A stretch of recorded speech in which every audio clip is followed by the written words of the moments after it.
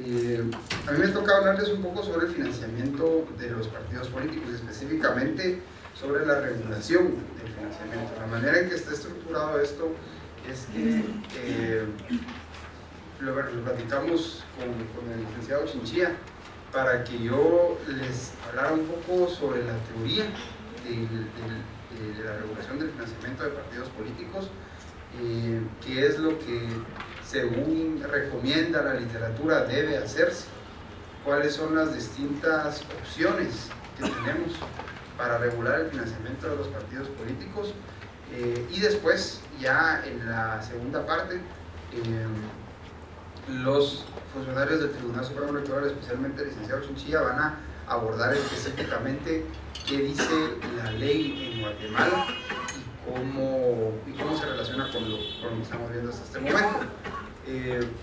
Voy a abusar un poco y también les voy a presentar les voy a platicar un poco acerca de cómo está funcionando actualmente el financiamiento electoral en Guatemala, no necesariamente desde un punto de vista de la regulación, sino desde el punto de vista de las prácticas reales que muchos partidos tienen y que seguramente muchos de ustedes conocen por estar involucrados en algún partido político o por haber tenido alguna participación similar en el pasado. Entonces, si quieren, empecemos de un solo. Ok, primero, para entender el financiamiento de partidos políticos, primero tenemos que partir de que hay una serie de condiciones que puede seguir el financiamiento de los partidos políticos.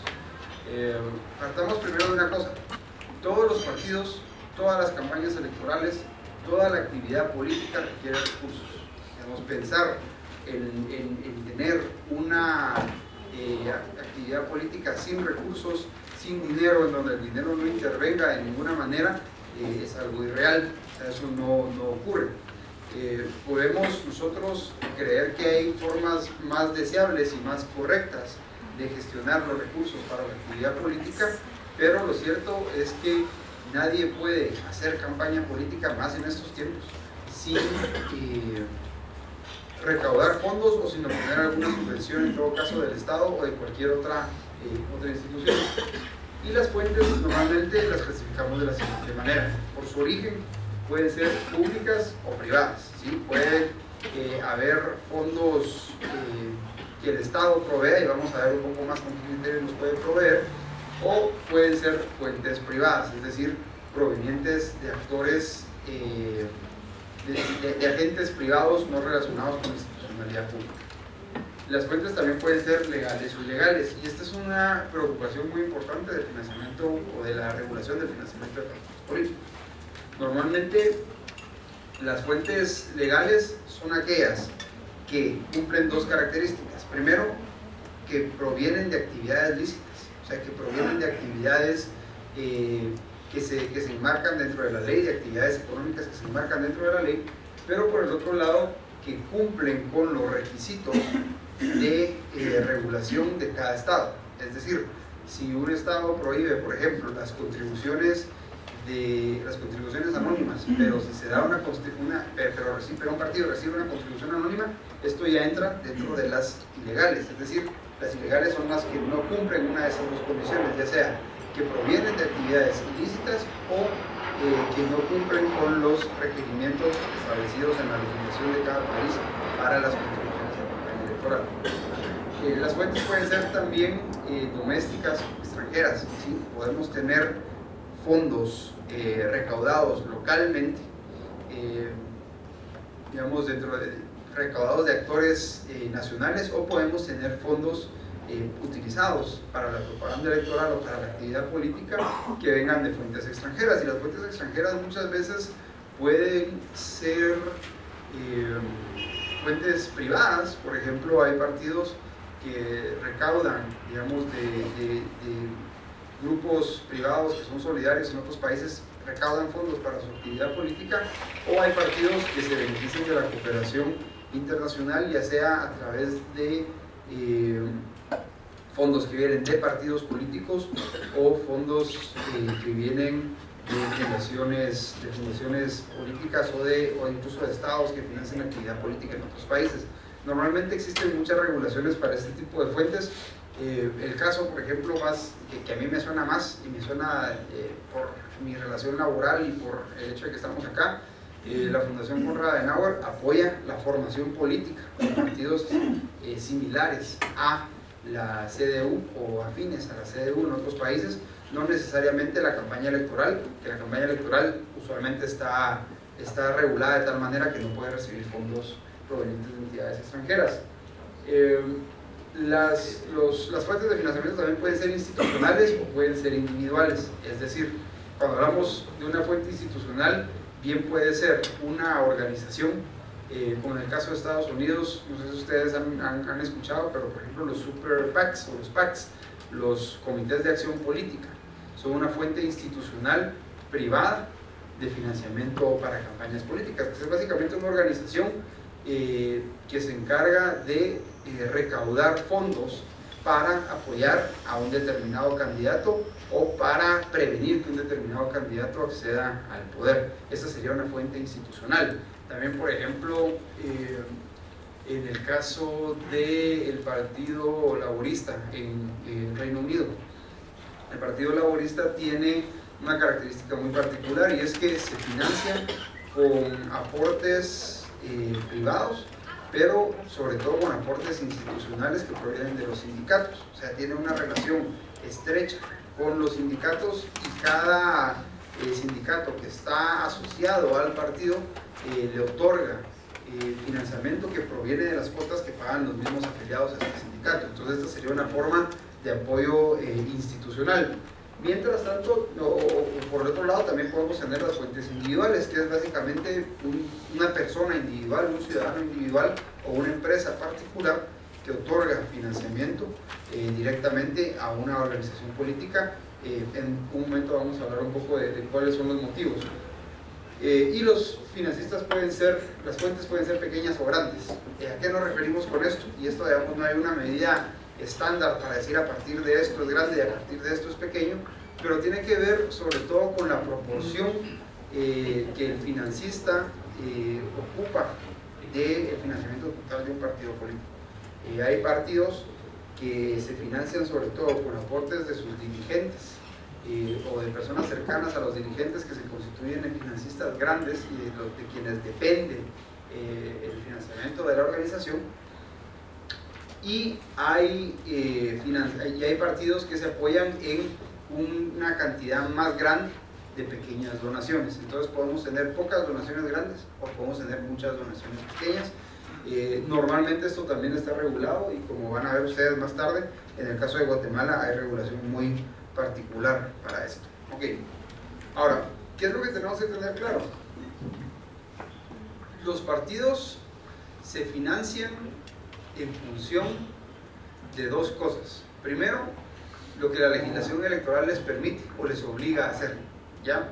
Es muy posible que tengamos una legislación declarativa que nos dice qué tenemos que hacer, pero si a los partidos esto no los fuerza a actuar o no los obliga a actuar de cierta manera, pues no lo van a hacer.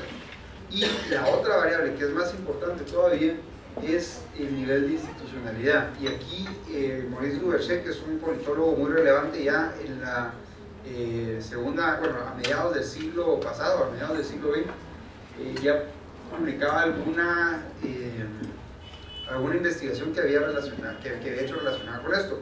Él tenía una serie de clasificaciones para los partidos políticos. La más conocida es la clasificación entre partidos de masas y partidos de cuadros, que se corresponden de manera suelta con lo que él también llamaba en otras categorizaciones los partidos de tipo burgués y los partidos socialistas.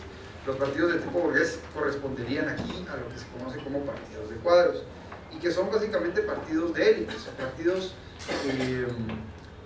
digamos centralizados alrededor de una serie de dirigentes políticos que pueden estar ubicados territorialmente, lo que se conoce muchas veces como caciques, ¿verdad? Y estos partidos siguen el modelo de finanzas privadas. Este sería más parecido al tipo de partidos políticos que tenemos aquí en Guatemala, que han sido descritos como partidos centralizados, exclusivos, poco institucionalizados y orientados sobre todo a liderazgos personales.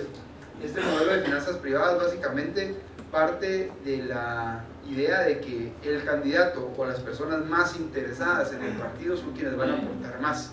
Y entonces tenemos situaciones como la que se da mucho en Guatemala, en donde cada diputado del partido, por ejemplo, tiene que dar un aporte, y en donde el candidato del partido usualmente se financia su propia campaña, ¿sí? Entonces es un modelo de finanzas privadas porque yo utilizo yo invierto los recursos que yo mismo voy a utilizar sin que necesariamente estos pasen a una contabilidad común del partido, ¿ya? Que, como vamos a ver, esto presenta una serie de desafíos para la fiscalización, particularmente en Guatemala.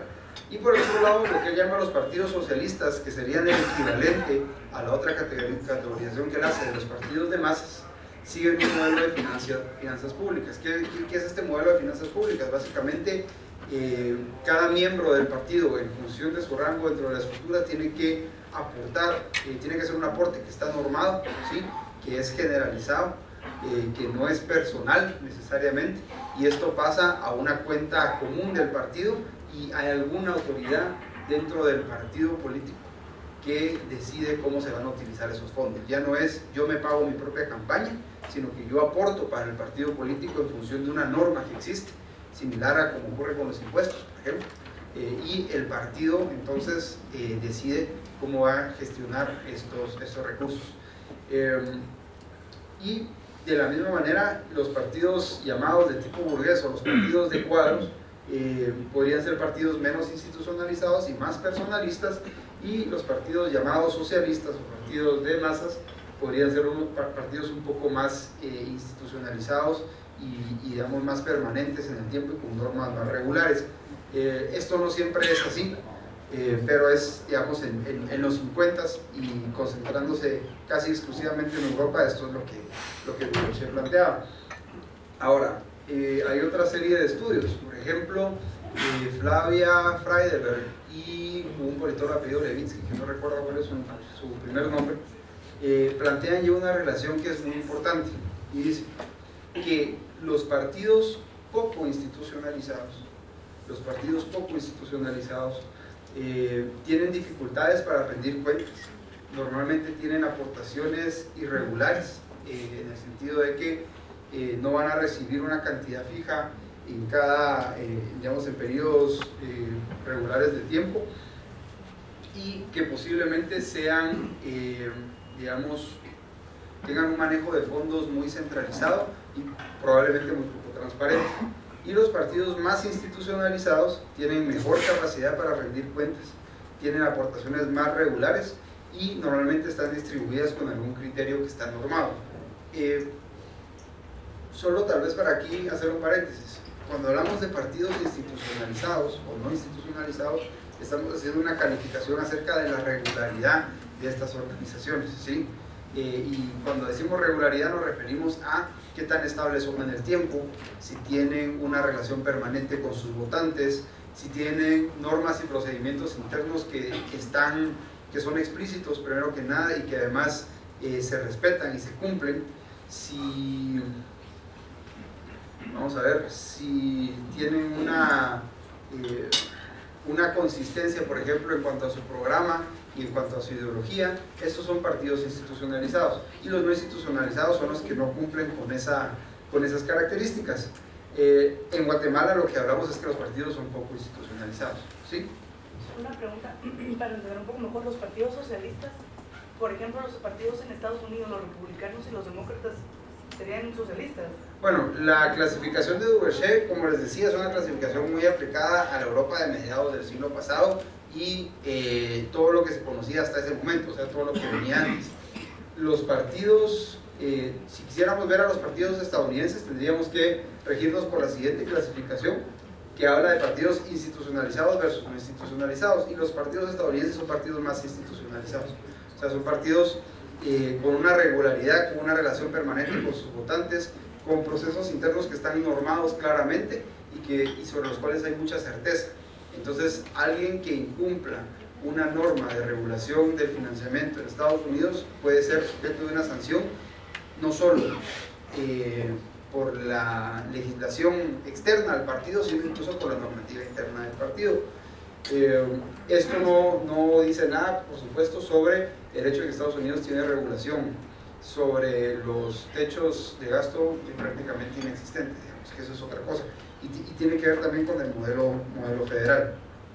Ok, ahora, ¿por qué regularíamos el financiamiento? O sea, ¿cuál sería la razón para regular el financiamiento? Y es que existe todavía en Guatemala incluso mucho una idea de que no es necesario regular el financiamiento porque cada partido pues va a organizarse y gestionar sus recursos de la manera que considere más apropiado, y que mediante una digamos una operación como de oferta y demanda al momento de las elecciones, los ciudadanos van a premiar aquellas prácticas que consideren mejores y sancionar aquellas prácticas que consideren peores, y que por lo tanto no es necesario regular el financiamiento. Y todavía me imagino que algunas personas, incluso de los que estamos acá, piensan así, o muchos dirigentes partidarios me han dicho: miren, yo no entiendo por qué nos ponen un techo, ¿verdad? Yo no entiendo por qué tenemos que rendir cuentas, si nosotros todo lo estamos haciendo correctamente, no tenemos por qué incurrir en ese costo adicional de llevar nuestras cuentas y todo. O por qué el Estado tiene que financiar a los partidos políticos, digamos, por qué es que, y he escuchado argumentos tales como: ¿por qué yo de mis impuestos le tengo que financiar las aspiraciones políticas a alguien? Y esto es similar a decir: ¿por qué yo de mis impuestos le tengo que financiar a alguien las aspiraciones de ser policía o ser maestro? Pero bueno, básicamente hay tres grandes razones, o dos grandes razones que nos motivan a financiar a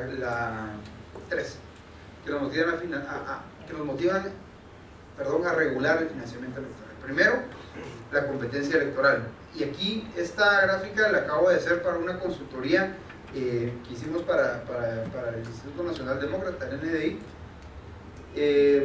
Lo que ustedes ven ahí es la relación entre el gasto por partido como porcentaje del total, es decir, qué proporción, si sumamos lo que gastaron todos los partidos en cada proceso electoral, qué proporción gastó cada partido, y el desempeño electoral de cada uno de los partidos, particularmente el porcentaje del total de votos que obtuvieron, en este caso, en la elección presidencial y en la elección de lista de diputados de lista nacional. Y bueno, los colores están ubicados solo para identificar cada uno de los procesos electorales. Pero lo que ustedes pueden ver ahí es que hay situaciones en donde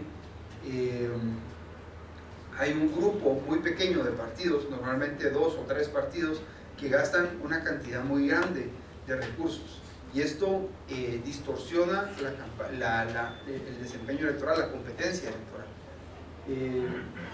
En este caso, por ejemplo, cuando ustedes ven el punto anaranjado, que está más arriba y más a la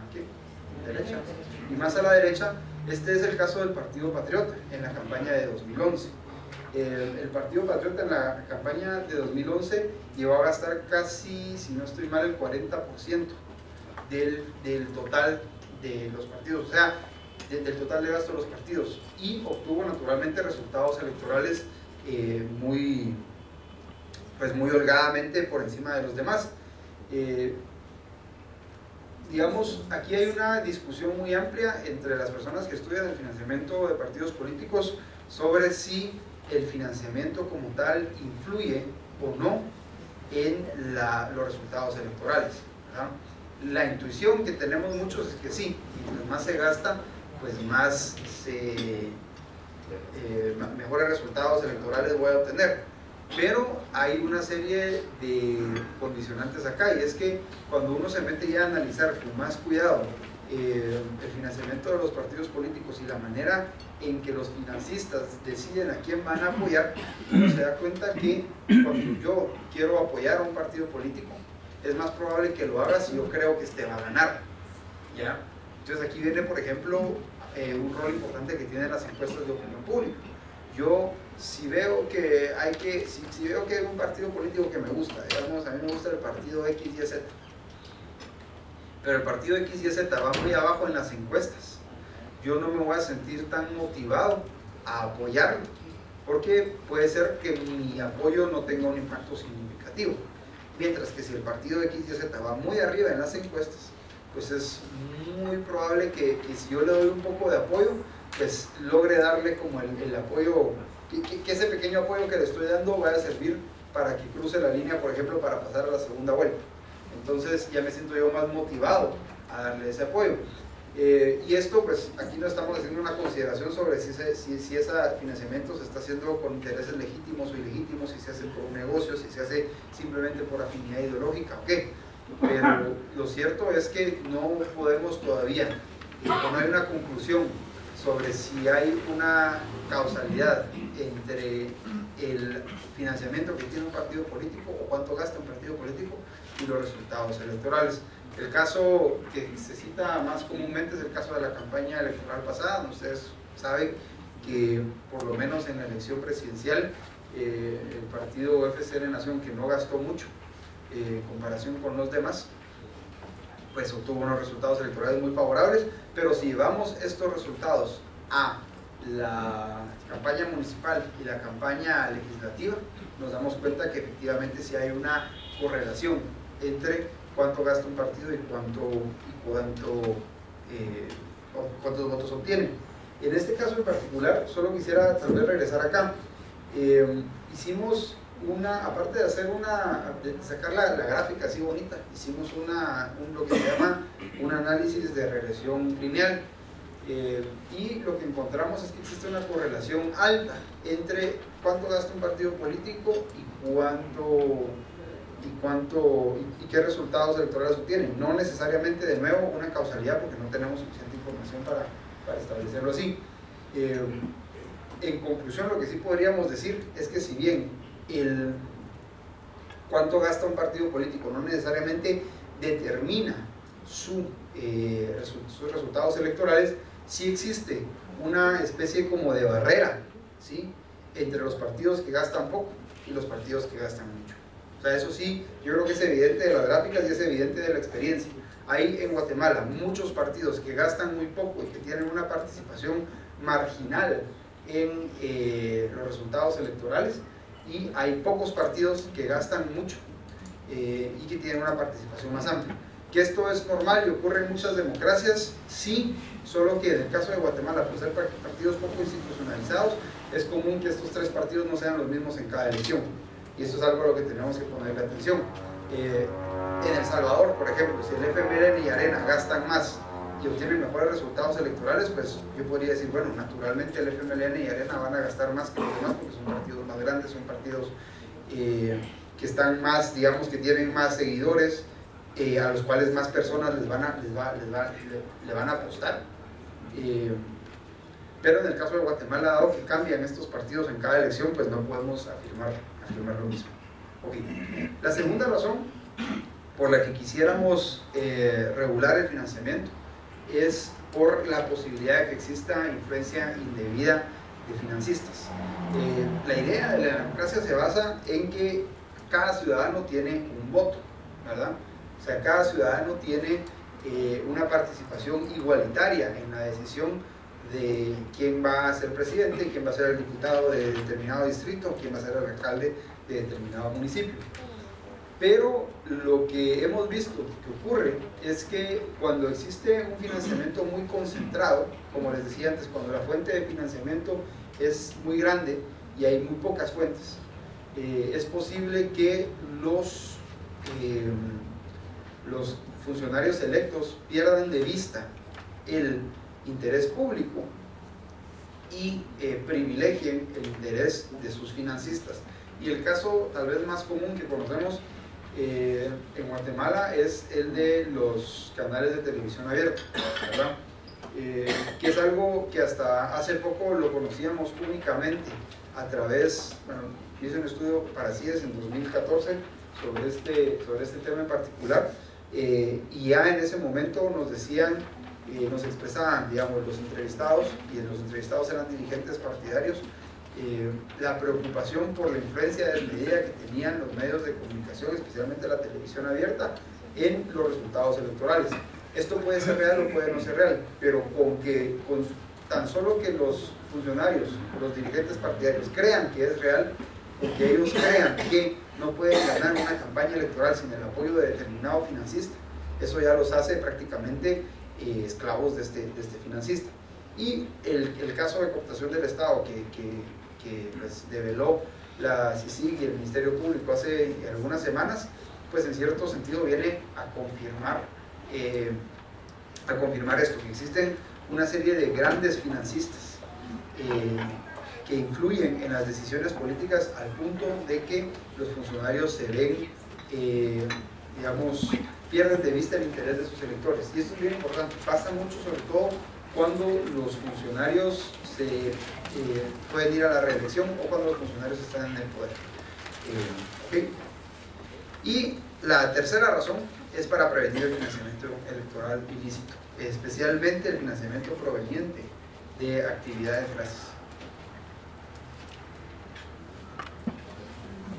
El financiamiento proveniente de actividades ilícitas, o sea, yo creo que está de más, digamos, decir que no quisiéramos que grupos cuya actividad económica es ilícita o cuyas actividades son ilícitas, pues obtengan influencia en los tomadores de decisión a través del financiamiento. Esto creo que no requiere mucha explicación, pero sí hay que dejar claro entonces que esto no ocurre por su propia cuenta. O sea, no podemos confiar en que los políticos por sus propios medios van a negarse a recibir fondos ilícitos.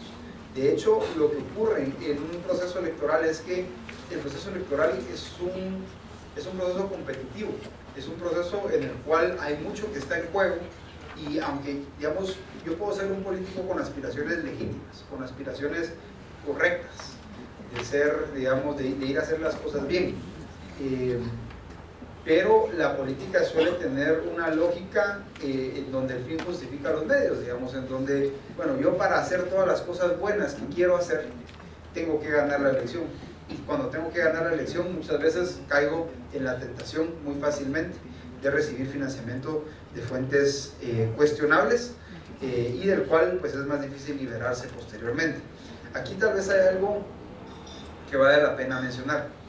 El que yo reciba financiamiento de X financista no necesariamente me condiciona a mí a cumplirle un favor, salvo cuando esta otra persona tiene algo que puede utilizar en mi contra.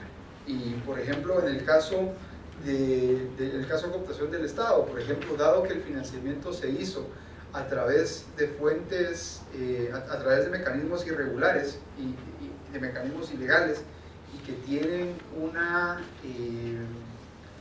sanciones penales derivadas de lo que está establecido en el Código Penal, pues entonces ahí el recipiendario del financiamiento, el funcionario que está recibiendo esto que se constituye al final en un soborno, tiene una debilidad muy grande, y es que en el momento en que esto se conozca se puede ir preso.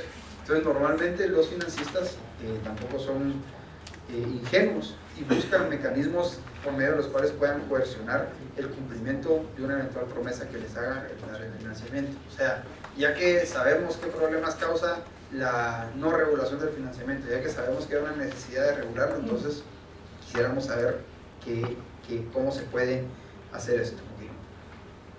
Bueno, primero hay que decir una cosa, hay a grandes rasgos tres opciones de regulación. Está la opción por la autonomía, la opción por la transparencia y la opción por la fiscalización. O sea, si yo soy un legislador y yo quiero diseñar un régimen de regulación del financiamiento de partidos políticos, primero tengo que partir de esto. Tengo que decidir qué opción quiero. La opción por la autonomía, básicamente lo que dice es, los partidos son organizaciones privadas. Bueno, los partidos siempre cumplen esta dualidad de ser privadas y públicas, ¿no? Pero esto privilegia la idea de que el partido es una organización privada y se parte entonces de la idea de que cada partido va a gestionar sus recursos como mejor le parezca y se le deja a los votantes la responsabilidad de informarse acerca del financiamiento de los partidos políticos y de premiar o sancionar las prácticas que consideren más convenientes o más indeseables, ¿verdad? Eso es lo primero. La segunda es la opción por la transparencia, ¿sí? La opción por la transparencia implica un poquito más de regulación. La opción por la transparencia implica, ok, los partidos sí son instituciones privadas, los partidos sí pueden gestionar sus recursos como mejor les parezca, con la condición de que lo hagan de manera transparente y de que rindan cuentas de tal manera que cualquier ciudadano pueda obtener esa información con relativa facilidad, y que entonces el ciudadano pueda tomar una decisión ya informada, ya no solo sobre la base de quién le rinde cuentas y quién no, sino a partir de que todos le rinden cuentas, y entonces el ciudadano puede saber, por ejemplo, si hay un conflicto de interés cuando un partido recibe financiamiento, por ejemplo, de una empresa minera o de una empresa de construcción o de cualquier otra empresa que tenga algún interés con el Estado, o si simplemente pues yo no quiero que reciba fondos de una empresa o de un individuo por X o Y razón. Entonces esa es la segunda opción, y parte del supuesto de que los ciudadanos van a ir a buscar esta información, o sea, de que no solo va a estar puesta en los sitios web de los partidos o en el sitio web del Tribunal Supremo Electoral, sino de que los ciudadanos van a interesarse por informarse acerca de el financiamiento de partidos políticos, algo que normalmente no ocurre, ¿sí? Yo le haría la pregunta aquí, y bueno, no les pido que levanten la mano porque a veces le da pena a la gente, o sí, levantemos la mano. ¿Quién de aquí se metió a revisar la información de los financistas que publicaron los partidos políticos o que el Tribunal Supremo Electoral publicó en este proceso electoral de cada partido político? ¿Alguien que lo haya hecho? 1, 2, 3, 4. Y estamos hablando de un grupo de gente relativa. Estamos hablando de un grupo de gente, bueno, ustedes allá porque es su trabajo y no es que a ellos. Pero estamos hablando de un grupo de gente relativamente informada y relativamente interesada, digamos, en esto. Y el hecho es que los partidos en Guatemala están obligados a transparentar sus cuentas ante el Tribunal Supremo Electoral, aunque es cuestionable, digamos, que lo logren hacer de manera confiable. Pero normalmente a los ciudadanos no les interesa, o sea, no les interesa, y tal vez se dejan llevar un poco más por lo que dice el peladero, por lo que dice así la prensa, si es que se llega a leer eso, si es que llegamos a leer eso. Entonces, la siguiente opción es la opción por la fiscalización. De hecho, esta es una traducción libre. El término correcto, si quisiéramos traducirlo literalmente, de lo que dice este texto, que es de Karl Nansmacher. Karl Nansmacher es un estadounidense de apellido alemán. Es la opción por la fiscalización. Él le llama la opción por advocacy, la opción por la abogacía sería. Pero básicamente esto en lo que parte es, ok, los partidos no van a transparentar sus cuentas por sí solos. Los ciudadanos no van a ir a buscar la información del financiamiento de los partidos por su cuenta.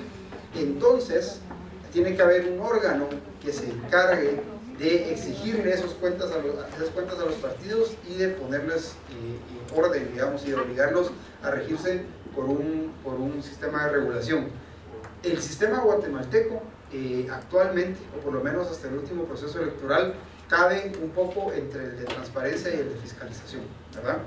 Le da algunas atribuciones de fiscalización al Tribunal Supremo Electoral, pero sobre todo descansa en la transparencia de las finanzas de los partidos políticos, algo que hasta ahora, como sabemos, pues no necesariamente había funcionado. Ya después el licenciado Suchilla me imagino que les hablará un poco más acerca de cómo estaba antes y cómo está ahora. Ok, ¿alguna duda sobre esto hasta ahora? ¿O alguien que quisiera? No, yo siento que ya se me está acabando el tiempo, entonces voy a apurarme un poco más. Ok, bueno, ahora, ¿qué más? ¿Qué otra cosa tenemos que pensar? Luego de elegir si queremos un modelo de transparencia, un modelo de autonomía o un modelo de fiscalización, tenemos que pensar en qué objetivo tenemos para regular el financiamiento de partidos políticos. O sea, ahora ya sabemos cuál queremos, pero ¿qué vamos a privilegiar? Y hay dos grandes objetivos. El primero puede ser fortalecer la competencia política, o sea, hacer que la competencia política sea más justa, o sea, más competitiva, valga la redundancia, Y el segundo objetivo puede ser prevenir la corrupción. Y aquí estamos hablando tanto de la influencia indebida de financistas como del financiamiento electoral proveniente de actividades ilícitas. Y también, entonces, después de decidir qué objetivo tenemos que decidir qué tipo de estrategia, qué tipo de medida vamos a utilizar. Y a grandes rasgos hay medidas distributivas. Yo le pasé un texto a los encargados del diplomado de Grindr y de Sobato. Ellos le llaman a las medidas distributivas las medidas positivas y a las medidas regulatorias le llaman las medidas negativas. Yo trato de no utilizar esos términos porque nos remiten a veces a juicios de valor y puede ser confuso, ¿no? Pero las medidas distributivas son básicamente aquellas que tienden a trasladar recursos a los partidos políticos, y las medidas regulatorias son aquellas que establecen qué no se puede hacer, que prohíben, que dicen, que establecen los límites de lo que el partido puede hacer con sus recursos, sean públicos o sean privados. Y entonces hay medidas regulatorias, por ejemplo, que tienen como objetivo fortalecer la contienda política, como por ejemplo límites a los gastos de los partidos políticos, como el que tenemos en Guatemala, que era de $1 por cada ciudadano empadronado al 31 de diciembre del año anterior y ahora es de 50 centavos. La obligatoriedad, por ejemplo, de tener fiscalización intrapartidaria, o lo que llaman blind trusts en la literatura, que yo le puse aquí fideicomisos a falta de conocer un término mejor, que es básicamente la posibilidad de que los partidos reciban fondos sin conocer quién se los está dando, sin que el partido siquiera conozca quién se los está dando, que es un modelo que se utiliza. Hay algunas que tienen que ver con el combate a la corrupción, el que haya fiscalización del Estado, por ejemplo, el que se prohíban las contribuciones anónimas, el que se tenga que llevar controles sobre quién recibe las contribuciones y quién las está dando, etc. Es una medida regulatoria de combate a la corrupción. Dentro de las medidas distributivas hay el financiamiento público directo. En Guatemala lo conocemos como la deuda política, aunque puede tomar una serie de formas, pero es básicamente darle financiamiento público directo, es cuando le damos dinero a los partidos políticos directamente, o sea, fondos que ellos pueden utilizar para comprar otros bienes y servicios. El financiamiento público indirecto, que es cuando yo no le voy a dar a los partidos políticos digamos, yo no le voy a dar a los partidos políticos el dinero, sino que les voy a prestar un servicio, ¿sí? Como el caso de la regulación que vamos a tener a partir de ahora con la televisión, y el financiamiento en especie que en Guatemala existe en la forma de, por ejemplo, el uso de instalaciones públicas para hacer propaganda, que es un derecho de los partidos, etc. Y también hay otros que tienen que ver con el combate a la corrupción. O sea, hay medidas distributivas que pueden usarse para combatir la corrupción, no solo para que la competencia sea más justa. Por ejemplo, las exenciones fiscales, esto es algo bien interesante. Las exenciones fiscales para las contribuciones de los partidos políticos lo que hacen es que cuando yo le doy dinero a un partido político, esto puede ser deducible, por ejemplo, del impuesto sobre la renta. ¿Y qué significa esto? Que cuando yo le doy el dinero al partido político, yo voy a exigir entonces a cambio un recibo que documente esa contribución, y entonces esto facilita la fiscalización. Como vamos a ver en un momento, en Guatemala realmente hay una cultura que favorece el anonimato en las contribuciones de los partidos políticos, y esto pues no contribuye a nada bueno. Y el otro de los fondos de contrapartida. ¿Qué significa esto? Básicamente, ok, por cada dólar o por cada quetzal que usted el partido recaude por su cuenta y que me reporte a mí la autoridad electoral, yo le voy a dar otro, o yo le voy a dar 50 centavos, o yo le voy a dar 2, ¿sí? Básicamente es un financiamiento mixto, público y privado, que facilita que los partidos rindan cuentas. Entonces yo como partido voy a querer rendirle cuentas al tribunal de todo lo que estoy recaudando para que me dé más dinero. Ok, esa es básicamente la teoría que tenemos. Y para entrarle algunas cuestiones adicionales antes de pasar a las preguntas, yo les quería comentar. En América Latina hay una serie de, digamos, ya se ha hablado mucho sobre el financiamiento de partidos políticos, y de hecho la mayoría de países en América Latina tienen un modelo de financiamiento mixto, un modelo que combina financiamiento público con financiamiento privado. El único país de América Latina que no tiene financiamiento público para los partidos políticos es un país donde las elecciones son muy poco competitivas, y es el caso de Venezuela. O sea, en Venezuela el partido oficial controla una serie de medios estatales que puede utilizar para hacer propaganda política, y a los partidos de oposición pues no tienen mucha opción más que hacer propaganda en medios privados con fondos muy limitados y sin ningún aporte por parte del Estado. Y esto es algo que hay que tomar en cuenta a la hora de pensar en el financiamiento público. O sea, ya no es, digamos, una cuestión, una idea novedosa o una idea así radical, eso de que el Estado le pague a los partidos políticos por hacer campañas, sino que es ya casi la norma y no se cumple en lugares donde la democracia o la competitividad del proceso electoral en todo caso es muy limitada. Vamos a ver. Normalmente al hablar de este financiamiento público se establece algún tipo de barrera legal para recibirlo. En el caso de Guatemala, por ejemplo, con el financiamiento electoral indirecto que vamos a tener a partir de ahora, el financiamiento público indirecto que vamos a tener a partir de ahora, cualquier partido que se forme de aquí al 2019 va a tener la posibilidad de recibir este financiamiento público.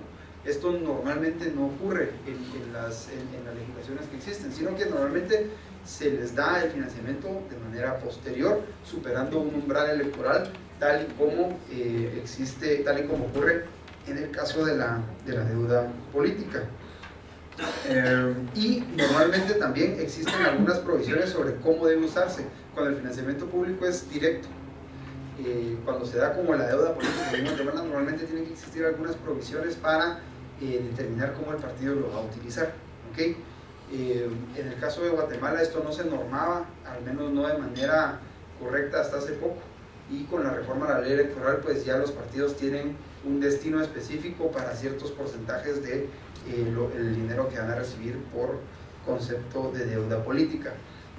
Una cosa adicional que quería decirles: el esquema de financiamiento que se utilice va a afectar la manera en que se desarrolla la competencia electoral, pero va a ser afectado por otros elementos del sistema electoral. Por ejemplo, en Guatemala toda la vida hemos tenido un modelo en el que a los partidos políticos como organización se les encarga recoger la información de las campañas y trasladarla al Tribunal Supremo Electoral, y en donde se prohíben las contribuciones individuales, se prohíbe que al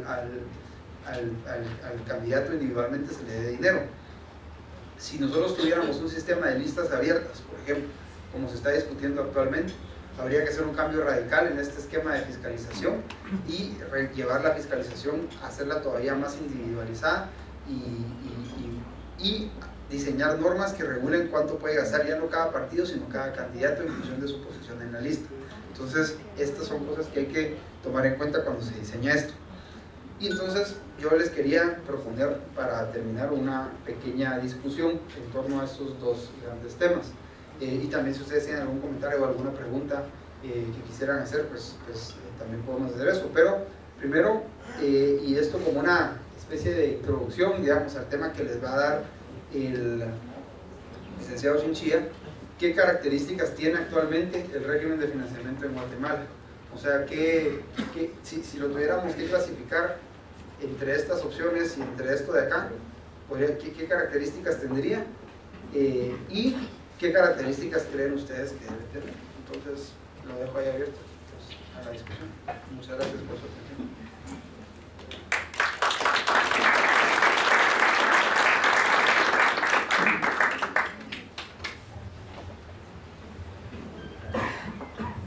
Buenos días. Tengo algunas dudas con respecto a la clasificación. El régimen guatemalteco, el régimen electoral en Guatemala, surgió en un contexto de una transición a la democracia. Es decir, se trató de liberar la mayor, digamos, de liberar lo más que se podía la participación política para que hubiera cualquier cantidad de partidos y que nadie se quedara sin participar.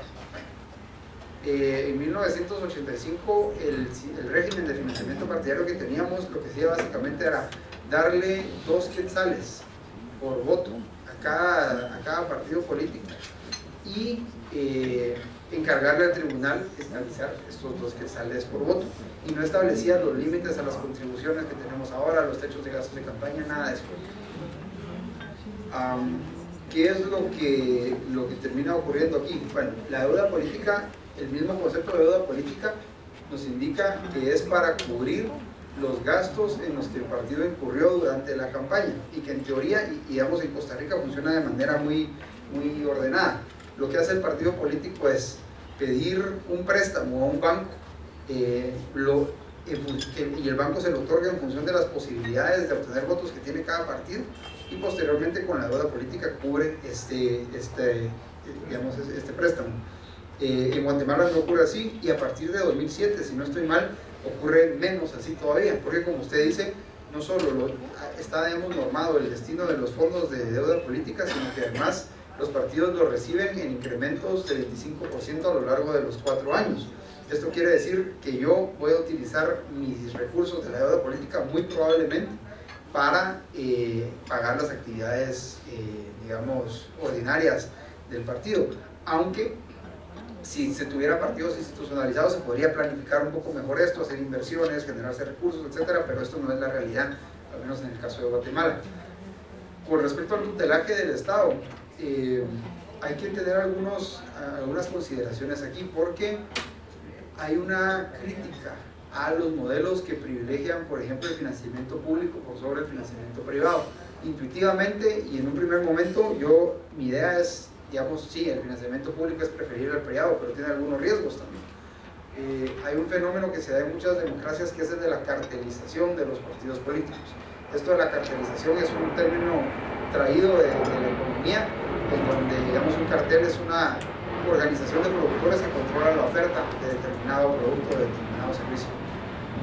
Entonces, cuando los partidos son excesivamente dependientes del financiamiento público y no se permite que haya financiamiento privado, normalmente también existe una serie de disposiciones que regulan cuál es el acceso que debe tener, o qué características tiene que cumplir un partido que va a recibir este financiamiento público. Y entonces lo que termina ocurriendo es que se limita la entrada de nuevos competidores al sistema, ¿verdad? Porque como yo no puedo competir con fondos privados, pero no he hecho los méritos, por ejemplo, electorales, para recibir financiamiento público, entonces no puedo entrar al sistema. Entonces eso es algo con lo que hay que tener mucho cuidado. Y el segundo riesgo es que el financiamiento privado, si bien tiene el riesgo de que pueda haber grandes financistas que cooptan los partidos, o que los influyen de manera desmedida, también el financiamiento privado tiene la ventaja de que obliga a los partidos a mantener algún contacto con el resto de la sociedad. En el caso de lo que se ha hablado, hay un dato que se cita en el estudio de financiamiento de la CICIG, y que yo no le tengo tanta confianza al dato, porque no he visto, digamos, cómo lo recabaron, pero básicamente lo que dice es que hace 10, 20 años la mayor parte del financiamiento electoral provenía de los, de los grandes financistas, digamos, tradicionales, ¿verdad? Los empresarios tradicionales, y que a lo largo de los años se ha disminuido la participación de estos financistas, aumentó el financiamiento del capital, digamos, menos tradicional, a veces ilícito, y adicionalmente se incorporó el financiamiento proveniente de corrupción. Y lo que dicen, el dato del cual yo no estoy seguro, es que dicen, bueno, el 50% del financiamiento de los partidos políticos viene actualmente de la corrupción. Yo no estoy tan seguro de ese dato, pero sí es cierto que los partidos están financiando con fondos públicos, están ya cartelizando, de hecho, ¿verdad? O sea, resulta que si yo tengo acceso al poder del Estado, si yo tengo acceso a las municipalidades, por ejemplo, si yo tengo acceso al Congreso, entonces yo voy a extraer fondos del Estado para utilizarlos en mi propaganda política y obtener una ventaja por sobre los demás partidos. Y este mismo fenómeno podría darse a través de fines lícitos si se privilegia demasiado el financiamiento público, en donde ya no tengo yo como partido que tener un contacto con la sociedad, sino que simplemente me financio y me mantengo en el poder sin necesariamente tener una buena relación con los ciudadanos. ¿Algún otro comentario o pregunta? Me gustaría escuchar más cosas. Buenos días. ¿Sí? Solo así rapidito, en el caso